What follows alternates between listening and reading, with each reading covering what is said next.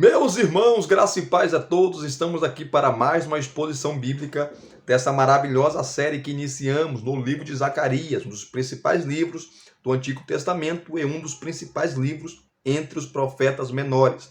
Zacarias, ele é conhecido como o Apocalipse do Antigo Testamento, assim como Daniel. E também é um profeta messiânico, porque nós vimos aqui nas exposições várias profecias acerca do Messias. E agora nós faremos a exposição do capítulo 12, versículos 10 a 14, que é a segunda parte, né? A primeira exposição que nós fizemos foi dos versículos de 1 a 9. E nós colocamos o título da exposição, Um Cálice de Tontear. Deus fazendo do povo, do seu povo, tá? Um cálice de tontear, ou como diz o versículo 2 aqui, na versão NAA, que eu estou usando, um cálice de atordoamento. É o versículo 2 do capítulo 12. E aqueles que beberem desse cálice irão cambalear, ficarão zonzos, ficarão desorientados. Depois você tem no versículo 3, né, Deus fazendo de Jerusalém uma pedra pesada, e quem tentar segurá-la ficará gravemente ferido. Então, a primeira exposição trabalhou a proteção de Deus, que irá acontecer nos últimos dias, né? Na grande tribulação. Deus protegendo o seu povo.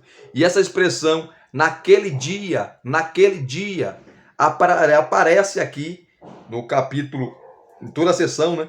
Capítulo 12 a 14, 17 vezes, falando do dia do julgamento, falando do dia do juízo, falando que é Deus que sai em defesa do seu povo. E agora, os versículos 10 a 14, você tem aqui um texto maravilhoso que trata também do Messias e do reconhecimento nacional da nação de Israel em relação ao Messias. Porque hoje, conforme diz Paulo, né, lá em Romanos 11, eles estão endurecidos. Deus deu a eles um espírito de atordoamento, ou melhor, de entorpecimento, diz Paulo, em Romanos capítulo 11. Deus fez com que eles como posso dizer, endureceu o coração deles. Deus endureceu o coração deles.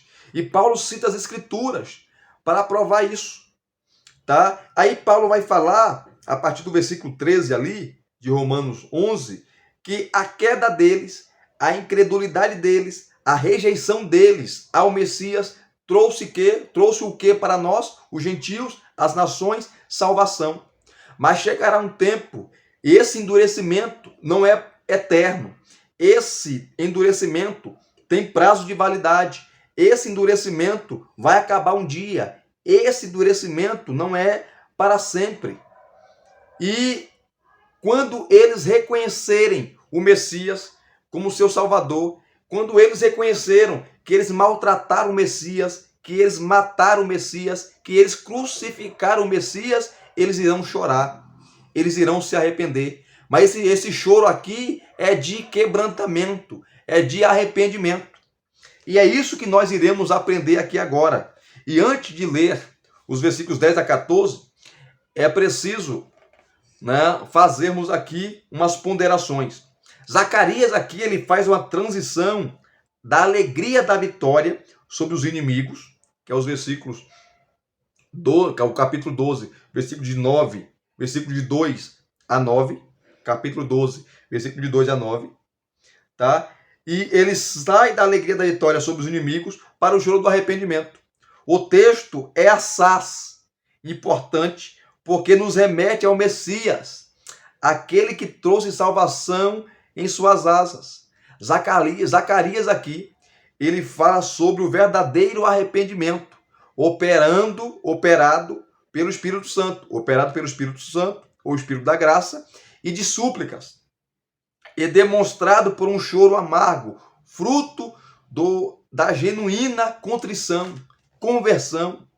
E o Warren Wiersbe, ele diz que será um tempo de arrependimento nacional, profundo e sincero como nunca se viu. Feinberg, ele acrescenta que nada na história passada de Israel pode ser interpretado como cumprimento dessa passagem.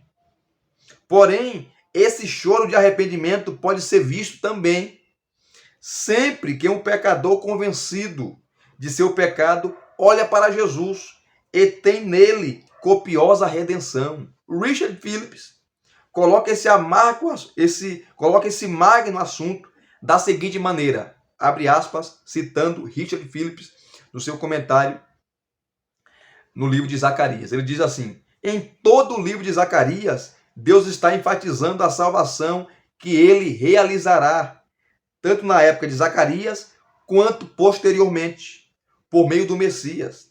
Agora, nesses últimos capítulos finais, ou nesses capítulos finais, vemos essa salvação aplicada ao seu povo pelo Espírito Santo.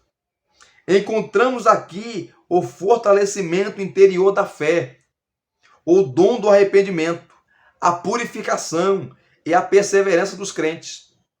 E, finalmente, sua glorificação em santidade na consumação. Interessante, né? Então, depois dessa rápida introdução, vamos para o texto. Vamos para o texto. Mas antes de ler o texto, esse texto aqui tem algumas coisas interessantes. E nós destacaremos a seguir alguns pontos importantes. O primeiro ponto que nós vamos destacar aqui, né, é o choro pelo pecado. E o choro pelo pecado é a evidência do genuíno arrependimento. Versículo 10 que diz assim, ó: e sobre a casa de Davi, e sobre os moradores de Jerusalém, derramarei o espírito da graça e de súplicas. Olharão para aquele a quem transpassaram. Olharão para aqueles, ou aquele a quem transpassaram, tá? Prantearão por ele, como quem planteia por um filho único, e chorarão por ele, como se chora amargamente pelo primogênito. Essa expressão aqui, aquele a quem o transpassaram, está se remetendo ao Messias. Eles irão reconhecer o que eles fizeram. Eles irão reconhecer o seu pecado. Eles irão reconhecer o seu erro. E Zacarias aqui está falando do âmbito nacional. Os judeus irão reconhecer o erro que eles cometeram em rejeitar o Messias. E eles crerão no Messias. Eles se arrependerão. Veja que a salvação acontece por meio de Cristo, o Messias ungido. Não existe salvação fora de Cristo. Não existe salvação fora do Evangelho. Jesus falou que ele é o caminho, artigo definido, o caminho, a verdade, também artigo definido, e a vida. E ninguém vem ao Pai, ou ninguém vai ao Pai, se não for por ele. Logo, esse choro de arrependimento, esse espírito de graça e de súplicas, e esse olhar para Cristo, para o Messias, a quem eles mataram, traspassaram, e eles plantearão por ele como quem planteia por um filho único, e chorarão por ele como se chora amargamente pelo primogênito, ou pelo filho que se perdeu, é o choro de arrependimento, o choro de quebrantamento, um choro de contrição, um choro pedindo graça, misericórdia, e Deus os perdoará. É aqui que muitos eruditos, eles fazem a ponte, tá, com Romanos capítulo 11. Vamos lá, rapidamente. Romanos capítulo 11, que Paulo fala da plenitude de Israel, da redenção de Israel. Olha só, Paulo diz assim, capítulo 11, versículos 25 a 27 de Romanos 11. Porque não quero, irmãos, que vocês ignorem este mistério, para que não fiquem pensando que são sábios, que veio um endurecimento em parte a Israel. Olha aí, esse endurecimento é em parte, não é para sempre, tem prazo de validade, tá? E esse endurecimento, tá? Ele vai até que, olha assim, veio o endurecimento em parte a Israel, até que tenha entrado a plenitude dos gentios. Então esse endurecimento vai até que aconteça a plenitude dos gentios. E muitos estudiosos estudam e falam que essa plenitude fala que quando o último gentio, quando o último convertido ou eleito das nações se arrepender, se converter, porque o evangelho está sendo pregado às nações. As nações estão ouvindo os evangelhos, porque é isso que significa gentio. Gentes, nações, povos, etnias, raças, tribos. O evangelho está sendo pregado. Israel está endurecido. Quando essa plenitude estiver entrado, quando o último gentio se converter, Deus se volta para Israel. Aí vem o versículo 26. É assim, todo Israel será salvo, como está escrito. Essa expressão, todo Israel será salvo, não significa cada judeu no mundo, mas significa Israel como nação. Né? Vai acontecer conversões em massa, tá? De âmbito nacional. E eles serão salvos por quê? Porque irão reconhecer o Messias como seu Salvador. Aí Paulo, para corroborar aquilo que ele está falando, ele vai citar as passagens de Isaías, né, Salmos, quando ele fala assim, ó, versículo 26, o libertador virá de Sião e afastará de Jacó as impiedades. Quem é esse libertador? O Messias, Cristo.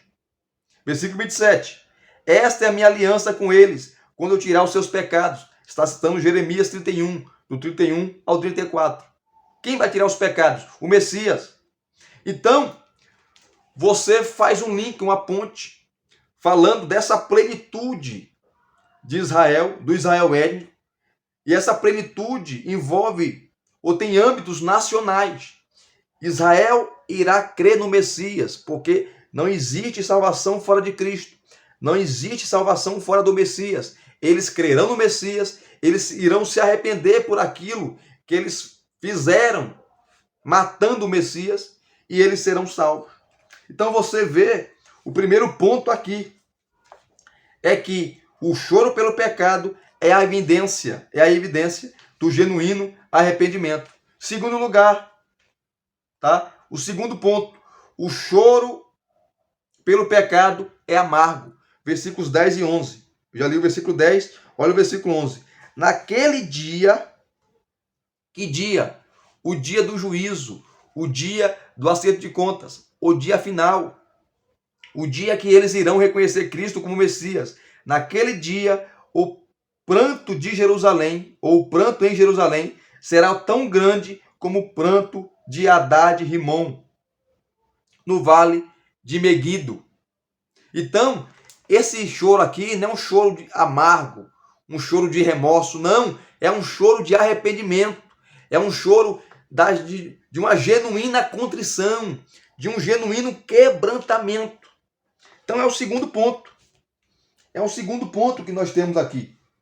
É o segundo ponto que Zacarias, ele está apontando, ele está falando, tá? E esse choro de contrição é tão profundo que se compara ao luto pela morte de um filho único e ao luto pela morte de Josias, o último rei piedoso de Judá. É digno de nota que não se trata de choro pelas consequências do pecado, tá? Mas de choro pelo pecado. Esse choro é tão amargo como a dor do luto por um filho único.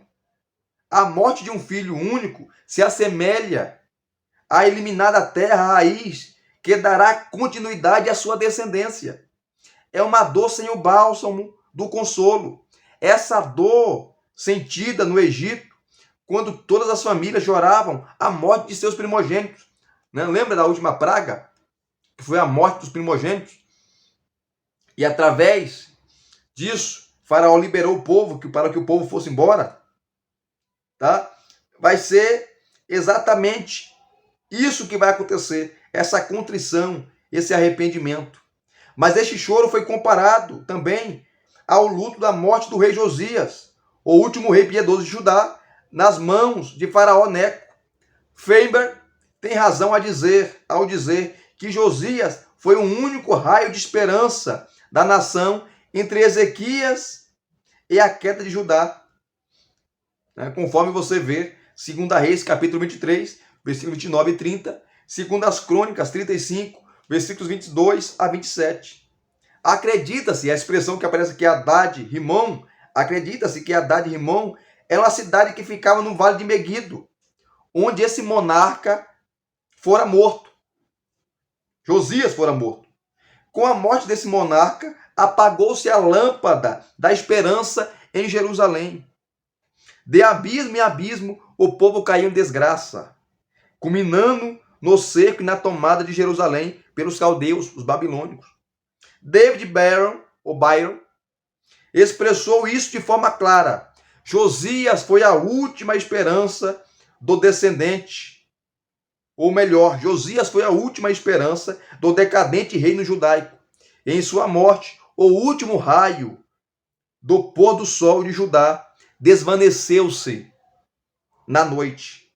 Então, esse choro é visto, como a morte de um primogênito, um filho, e morrendo o primogênito, acabava-se ali a continuidade daquela família, tá?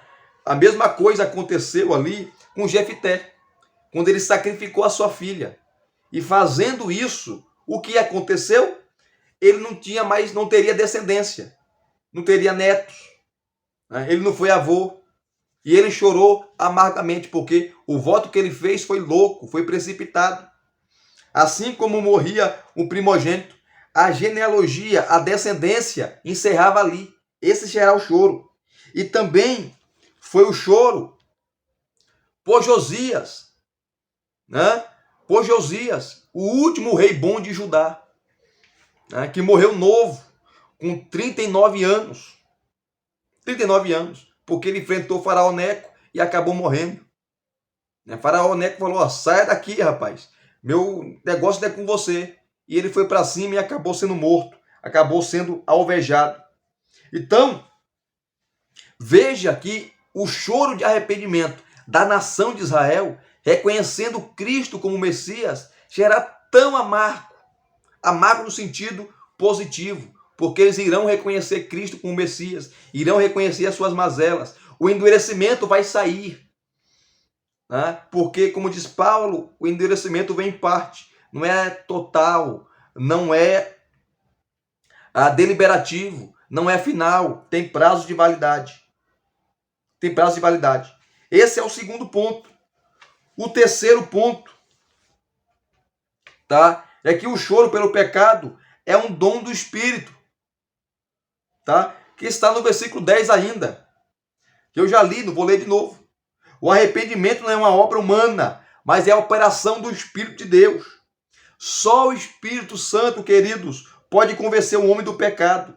Só esse Espírito de graça e de súplica pode quebrar a dureza do coração do homem, mudando as disposições íntimas de sua alma, fazendo-o olhar para Jesus e voltar-se para Deus. William Greathouse diz que a palavra graça aqui denota os dons e a influência do Espírito trabalhando no coração dos pecadores. Concordo com Charles Spurgeon quando ele diz que a contrição é sempre obra do Espírito Santo. Nunca houve real contrição sincera como a que opera arrependimento aceitável perante Deus, exceto aquela que resulta na própria obra do Espírito Santo, no interior da alma. Que interessante, né? Em quarto lugar, o quarto ponto, o choro pelo pecado é fruto da visão do sofrimento de Jesus Cristo. Versículo 10 ainda. J.I. Parker, ao tratar do sofrimento atroz que o Filho de Deus sofreu na cruz do Calvário, ele escreve: a dor física, apesar de intensa, era apenas uma pequena parte da história. Os maiores sofrimentos de Jesus eram mentais e espirituais. E o que foi condensado em menos de 400 minutos foi uma eternidade de agonia. Agonia tal que cada minuto por si só era uma eternidade. Ele sofreu, ele padeceu. E vai ser isso que os judeus vão reconhecer quando eles aceitarem, quando as suas mentes forem abertas, quando eles compreenderem que seu Messias, tá, tinha chegado e eles rejeitaram. Que seu Messias veio há 2000 anos atrás e até hoje eles esperam o Messias, mas o Messias já veio, só que eles não reconhecem. Quando você conversa com alguns judeus, com alguns rabinos, o ceticismo é grande, eles não creem. Jesus é um vagabundo, Jesus é um impostor, Jesus é um pilantra para alguns. Outros foi um grande mestre, um profeta, um grande rabino, mais nada, mas não foi o Messias. Mas eles irão reconhecer. E o âmbito aqui é nacional, é nacional. Interessante isso, tá? Interessante isso. Então você vê que o quarto ponto aqui é que o choro pelo pecado é fruto da visão do sofrimento de Cristo. Eles olharão para aquele a quem o transpassaram, para aquele a quem eles mataram, que é o próprio Cristo, Jesus. Jesus. Tá? Quinto ponto, tá? Está no versículo 10 ainda. O choro pelo pecado leva o pecador a olhar com fé para Jesus Cristo. Como eu falei, não existe salvação fora de Cristo. O verdadeiro arrependimento, a verdadeira contrição, né? A verdadeira ou a genuína conversão não é apenas convicção de pecado ou mesmo choro pelo pecado. O arrependimento envolve razão, emoção e vontade. E está sempre associado à fé em Jesus Cristo.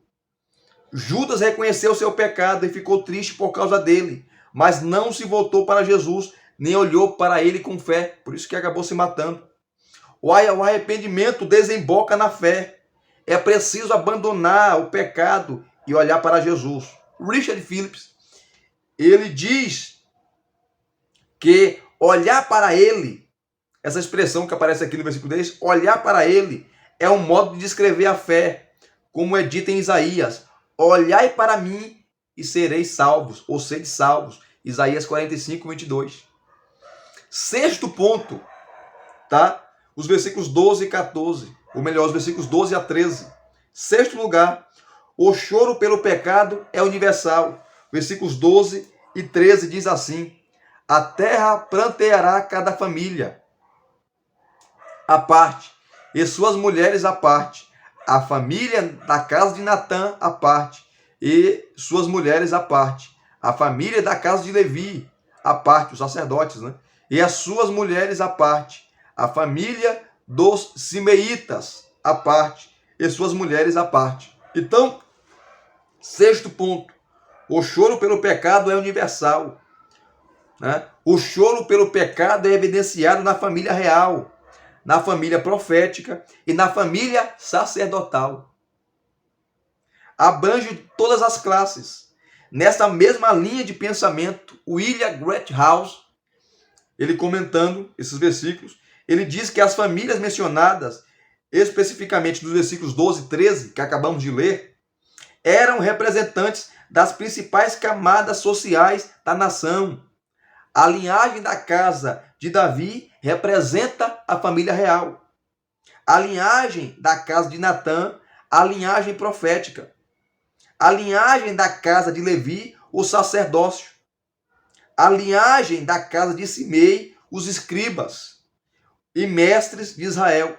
Isso significa o quê? Que o pranto, o reconhecimento pelo pecado e o reconhecimento por aquilo que eles fizeram ao Messias, matando-o, será universal.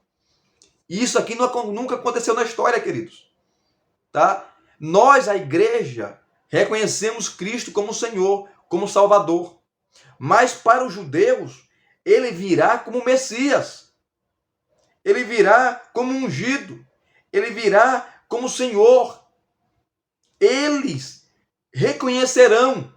Então, imagina o que vai acontecer quando esse endurecimento que Paulo fala, essa incredulidade do povo de Israel, da nação de Israel, será removida. Paulo fala que, citando Isaías, que virá de Sião Virá de Sião o libertador e tirará de Jacó, de Israel, as impiedades, os pecados. Vai ser nesse dia, quando o povo de Israel reconhecer Cristo como Messias. Sétimo ponto. Sétimo ponto. E aqui nós iremos concluir. Está no versículo 14. Tá? O choro pelo pecado é solitário. O choro pelo pecado é solitário. Né? Você pega aqui dos versículos 12 a 14, mas o versículo 14 fala assim, ó: todas as outras famílias prantearão, cada família à parte, e suas mulheres à parte. Então, o choro é universal pelo pecado, mas o choro também é solitário. Esse choro não é apenas a ponto de abranger todas as classes, mas também é particular, ou seja, refere-se a cada família à parte, a cada um. J.G. Baldi, eu concordo com ela no seu comentário de Zacarias, né, concordo com ele, né, quando ele diz que a repetição, sua família à parte e suas mulheres à parte, essa expressão, tem a intenção de sublinhar a sinceridade do arrependimento. Ninguém está meramente sendo influenciado pelas lágrimas dos outros, nem agindo de maneira hipócrita, como as carpideiras, que choravam por profissão, que eram mulheres que eram contratadas para irem ao enterro chorar. F.B. Meyer, no seu comentário, Zacarias, o profeta da esperança, ele acrescenta que a dor excessiva busca a solidão, não tolera distração, sua atenção está por demais absorta, como objeto da agonia, que sofre para poder pensar em alguma outra coisa. Faber, ele diz com razão que cada um desejará estar a sós com Deus naquela hora. E concluindo, queridos, essa exposição, né, dessa solene passagem, trazendo a memória, ou a sua memória já esclarecida, Apocalipse capítulo 1, versículo 7, que fala assim: eis que vem com as nuvens, e todo olho o verá, falando da volta de Cristo, tá? Cristo não vem 2 vezes, 3 vezes, 4 vezes, ele vem uma única vez, e todo mundo vai ver, será visível, tá? E todo mundo verá. Eis que vem com as nuvens, e todo olho verá, até quantos o transpassaram, apontando para Zacarias aqui, capítulo 12. E todas as tribos da terra se lamentarão sobre ele, falando sobre a nação de Israel. Certamente, amém. Termina o texto aqui, o versículo 7 do capítulo de Isaías. Hoje você pode olhar para Jesus, movido pelo Espírito de graça e súplica, e encontrar nele o seu Salvador pessoal. Então, você vê aqui claramente, nessa exposição que nós terminamos, que haverá um dia que Israel irá reconhecer Cristo como seu Messias. Haverá um dia que o endurecimento que Paulo fala em Romanos 11, esse espírito de entorpecimento que veio sobre Israel, sobre a nação de Israel, irá acabar. Tem prazo de validade. E isso vai acontecer quando? Quando eles reconhecerem Cristo como Messias, como seu Senhor, como seu único e suficiente Salvador. Isso vai acontecer quando Cristo voltar, a sua segunda vinda, que eles vão chorar, vão se arrepender e Cristo os perdoará. Cristo vai derramar sobre eles o Espírito de graça, de súplica, e eles reconhecerão e saberão que ele é o Messias. E se vocês gostaram de mais uma exposição bíblica, deixe aqui os seus comentários, deixe o seu like, se inscreva no canal se você não é inscrito e acione o sininho para receber todas as notificações. Graça e paz mais uma vez. Até as próximas exposições.